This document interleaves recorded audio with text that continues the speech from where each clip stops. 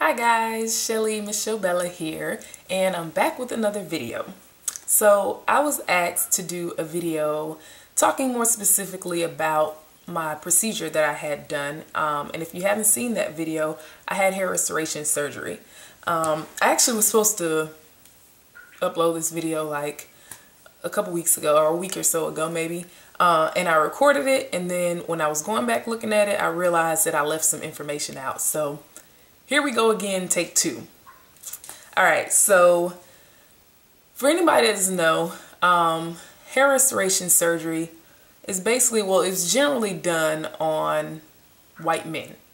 For the most part, you know, back in the day, years ago, it was generally done on white men. And it's basically a procedure to correct balding or thinning of the hair, areas in your hair where, you know, you've lost hair, where the follicles are basically dead. My issue was that I have traction alopecia, or had. And basically, just when I was young, I have a very, very sensitive scalp. So sensitive that when I was young, a toddler, my mother put me in swim lessons, and she had to take me out because the chlorine would literally break my scalp out in sores. I would get sores all over my scalp from the chlorine water. And so ultimately she had to just take me out of the swim lessons. And to this day, I still can't swim very well, but that's neither here nor there. So that's kind of the base of what started what I came to have now as an adult. The simplest things would break my hair off, would irritate my scalp, and cause issues. And so once the care of my hair was put into my own hands, around probably about 13 or 14, I was doing just all the wrong stuff to my hair. Gel, tight ponytails, you know, stuff like that. And then as I got older, trying to hide the problem, I tried weaves and you know, things like that, which only made the problem worse. So about, I don't know, maybe 10 years ago was the first time when I was in college that I looked into this procedure.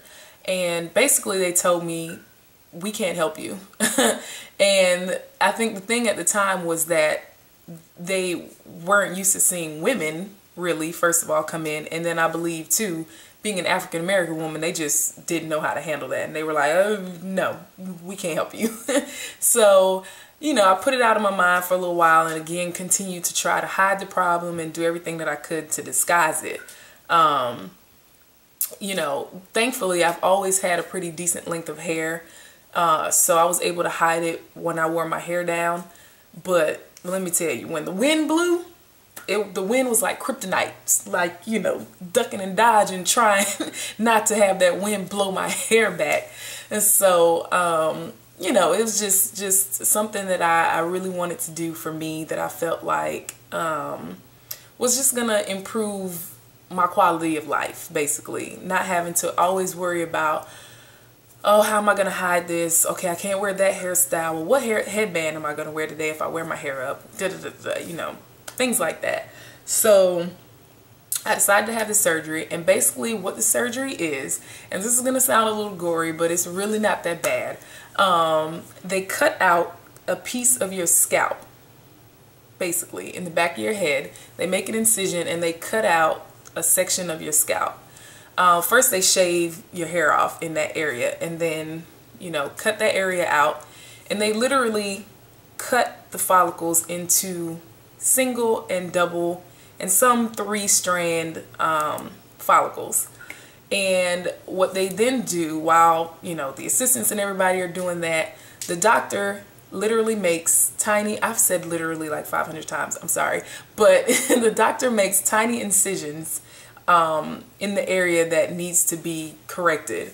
And then once those follicles are all, you know, sliced up and everything, he then comes back and inserts them into all of the tiny little incisions that he made. My problem area was my temples, and one side was worse than the other. So I got more grafts on one side than I did the other. And basically that's, I mean, how the procedure goes. He, you know, inserts them in. What happens is the follicles have tiny little bits of hair on them, just because, you know, they don't shave it completely to the skin. So when it's inserted, you have tiny little bits of hairs that are on there. And within a couple weeks, those hairs fall off and it goes dormant for 3 to 4 months. And so for that time, it looks like you basically have had nothing done, which that's the point that I'm at now, because I had my surgery on August 6th. So I don't know, however many weeks, 5 maybe weeks past my, or 6, something like that. I haven't counted, but post surgery. And so for that amount of time, it basically lays dormant. And then at the 3 to 4 month mark, the hairs will start to grow. And then 8 months to a year is when you'll basically see your full results, on the fullness and the thickness and everything, and how your new hairline will actually look. So, you know, it's a process and it takes a little bit of time. It doesn't just, you know, happen overnight, but it's definitely something that I think, if people are interested in and you're willing to spend the money to do it, because it's, you know, it's not cheap. That's another question that I got on my last video was it expensive? You know, first of all, it depends on how many grafts you need, because they charge by graft.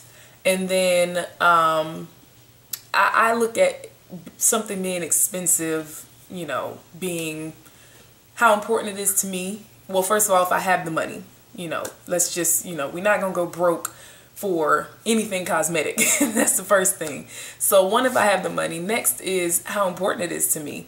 And this was something that was very important to me, and something that I have been looking into, like I said, for 10 plus years. So it's something that I've done a lot of research on, that I've, you know, wanted to do for a long time. And I felt like now was, you know, the time was right. It was perfect timing.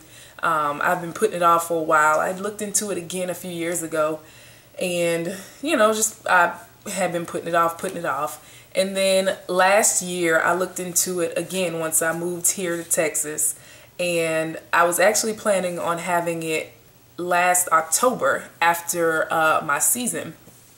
And in September I decided I wanted to buy a house. And so I decided, you know, that was more important to me at the time, to purchase a home, than it was to have that surgery. So I put it off one more time. And I've mentioned in a few of my videos that I bought a house in April. I closed on my house in April. So I figured, you know, what better time to go ahead and do it. I've been wanting to do it for a long time. Something that I, you know, felt like I wanted to do for me. So I went ahead and did it. Now, the pros and the cons. Like I said, it's a personal decision, something I did for me, that I feel like it's going to improve my quality of life, not having to stress over my hair and how to wear it, and not being able to do certain styles and things like that. So pros are definitely the fact that I won't have to worry about those things anymore. And I would say cons would be, or maybe not so much cons, but things I guess to be aware of, that I experienced. Everyone may not experience this, but it's something that I experienced. So I feel like, you know, I'm gonna go ahead and tell it, because that was part of the thing when I was looking into it and researching it. First of all, it was really hard to find women that looked like me that had the surgery done, to kind of, you know, look to for answers to questions that I had. And then the other thing was, I mean, you know, trying to find some true, real, like, you know, what's really going on? Like, what is this really about? So things that I experienced were probably about a week after I'd had the surgery done. I started experiencing headaches. I started getting a headache on a Thursday, and I was scheduled to go in and have my stitches removed. I'm sorry, I'm looking at my hair journal because I wrote down the dates of when I did things. So I was going in on Tuesday, August 20th to have my stitches removed, 2 weeks after surgery. I started getting a headache the Thursday prior to that. So Thursday morning I woke up with a headache. Friday. I went to bed with a headache Thursday night, woke up Friday, Saturday, Sunday, Monday, Tuesday with the same headache. It was constant all day long, head hurting for 6 days until I got, went to my post-op appointment to have my stitches removed. And when I told the doctor about it, he said that he had actually experienced the same thing. My doctor had the procedure done himself, which was a good thing. And he said he experienced the same thing, and that the day his stitches were removed, the headache went away. Well, they removed my stitches and my head was still hurting. So I was a little concerned. And so he told me to just, go home, and if I wake up tomorrow with the headache, then I need to go and see my personal physician. And, I ended up waking up the next morning and the headache was gone. But, that was tough for 6 days to be dealing with a headache. Now, I say that everyone is different because I already suffer from migraines. So that very well may have been the reason why it affected me that way. Someone that doesn't suffer from migraines may not have that experience. So it's all a personal experience, and just, based on the person. The other thing that I would say is a con that just comes with, this surgery. The first few days, maybe the whole first week afterwards, sleeping is so hard. It's uncomfortable. It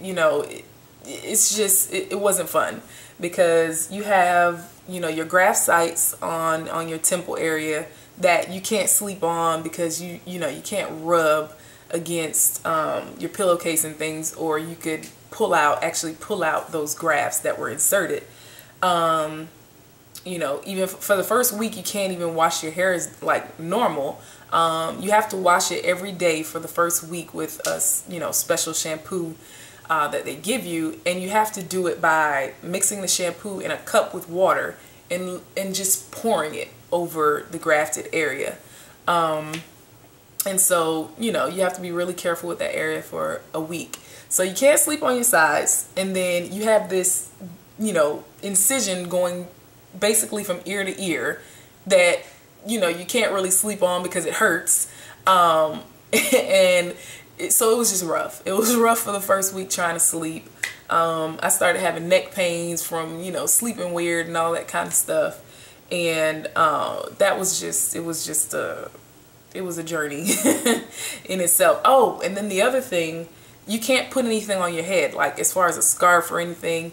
And for me, even before I was on a hair journey, I was religious with wrapping my hair. I tied my hair up every night. So that drove me crazy to not be able to wrap my hair, cover my hair, and then be washing it every day. My hair was so dry. I mean, for a few days, I was just like, oh my gosh, I'm like gonna have this procedure where I'm gonna finally get my temple area, the hair growing again, and I'm gonna lose all the rest of my hair because it's gonna be dry and it's gonna break off from rubbing on a cotton pillowcase. And I was so, just annoyed with that, but my hair ended up being fine. There wasn't any, damage or anything done. Boosted it back to health after I was able to really wash my hair with my own products and things like that. So that was something else.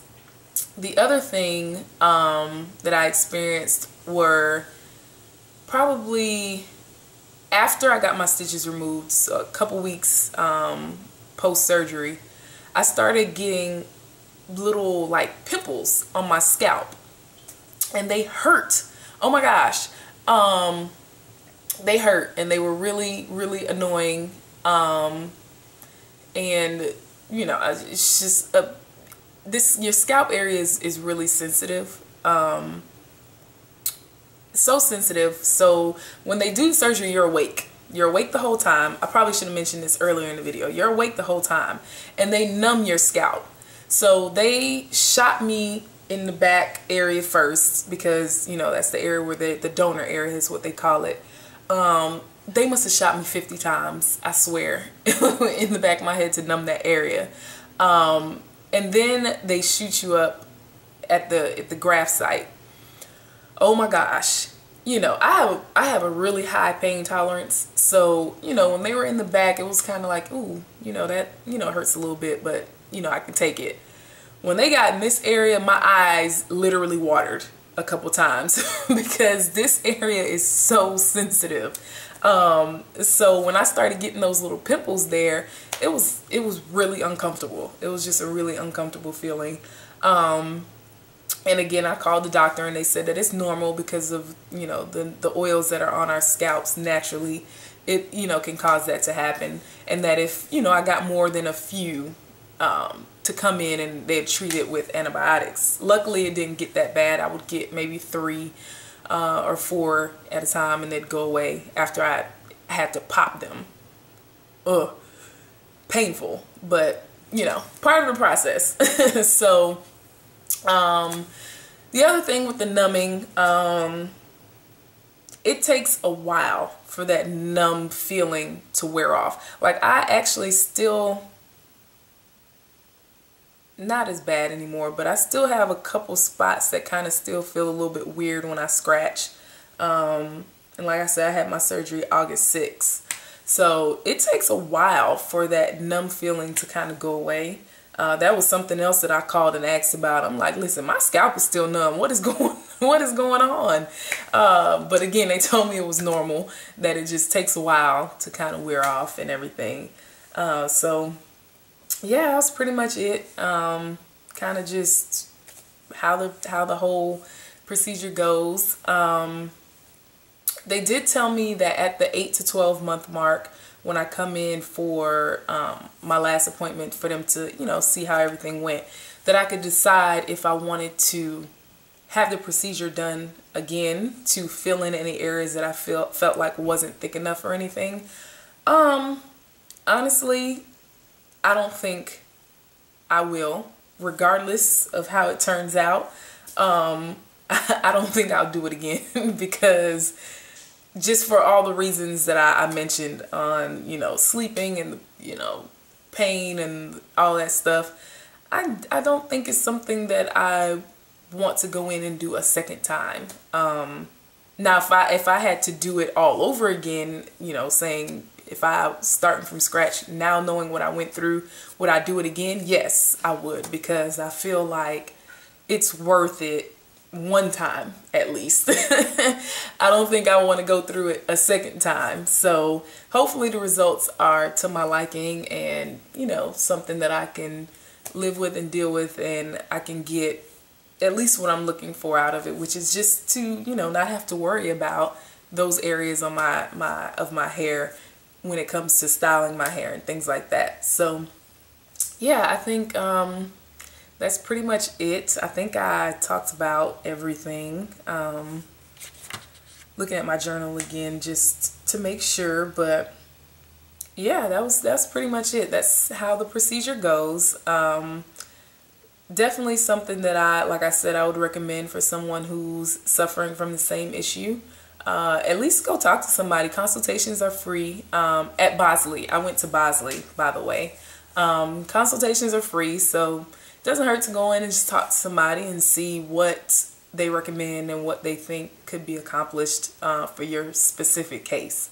So yeah, that's pretty much it. That's all I had. And if you have any more questions, anything that I didn't answer thoroughly, go ahead and leave that down below. I'd be more than happy to answer those for you guys. Okay, thanks so much for watching. Ciao, Bellas.